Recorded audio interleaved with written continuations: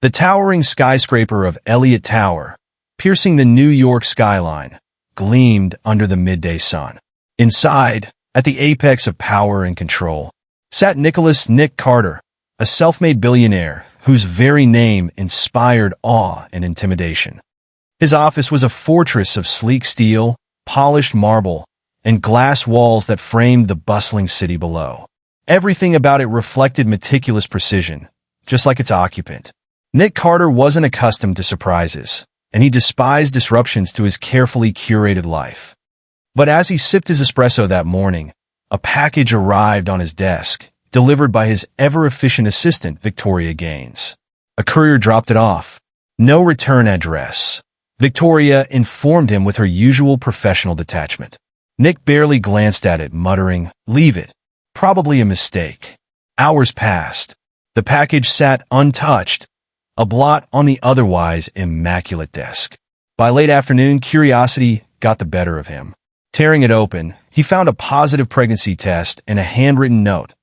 "You deserve to know." Nick stared at the contents, his mind stalling. Irritation surged through him as he tossed the test and the note into the trash with a scoff. "Who would pull such a ridiculous stunt?" he muttered. His intercom buzzed. "Victoria," he barked, "find out who sent that package." Victoria responded promptly. The courier said the sender paid in cash and left no details. "No se valen futi." Nick gritted his teeth. "Forget it. Some desperate attempt to get my attention," he snapped. The next day dawned, but Nick couldn't shake the unease. He immersed himself in work, but the thought nagged at him, chipping away at his focus. By noon, a phone call from an unknown number disrupted his workflow. Reluctantly, he answered. "Nicholas Carter," he said curtly. A familiar voice responded. "Nick, it's Sophia Lane." His grip on the phone tightened. Sophia, the woman he dated briefly last year. Passionate, fleeting, and ended abruptly on his terms. "What do you want?" he asked, his tone sharper than he intended. "We need to talk," she said calmly. "It's important." Nick's brow furrowed.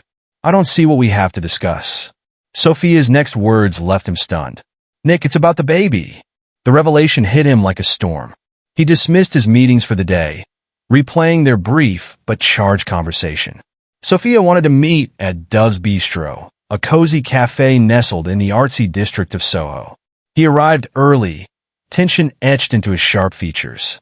Sophia was already there, her face pale but composed. She'd always carried herself with quiet strength. Now, there was a new determination in her eyes. "Thank you for coming," she began. Nick sat, his expression guarded. "I'm here. Talk." She explained the pregnancy, how she'd discovered it after their breakup, how she'd hesitated to tell him, unsure if he'd even care. She slid medical records and ultrasounds across the table. "You can verify everything. I'm not asking for anything, Nick, but our child deserves to know their father." Nick studied her, then the papers, his emotions a tumult of disbelief, anger, and something uncomfortably close to guilt. He'd always been in control. Now his carefully constructed world was cracking. That evening, back in his penthouse, Nick stared at the skyline. The documents Sophia had given him sat on the coffee table, untouched. His mind churned with questions. Could it be true? Or was this another ploy to manipulate him? The following day, he hired a private investigator to discreetly verify Sophia's claims. He needed answers, solid, irrefutable proof. Days later, the results were undeniable. Nick Carter was going to be a father. A week later, Nick met Sophia again, this time with resolve replacing his earlier doubt. "I've seen the results," he said. "I owe you an apology. I handled this poorly." Sophia's guarded expression softened slightly. "This isn't about us, Nick. It's about what kind of father you want to be." Nick nodded. "I want to be involved. Whatever it takes." The months that followed were transformative. Nick attended every appointment, asked questions, and even set up a nursery in his penthouse. The sterile space softened with warm hues and carefully chosen furniture. On a crisp autumn night, Sophia went into labor. Nick rushed to the hospital, staying by her side through every moment. When their daughter's cries filled the room at dawn, Nick's world shifted irrevocably. Holding her for the first time, He felt a love that transcended ambition and wealth. Months later, as Nick cradled his sleeping daughter by the window of his penthouse, he gazed at the city that once symbolized power and control. Now, it was a backdrop to something far more meaningful.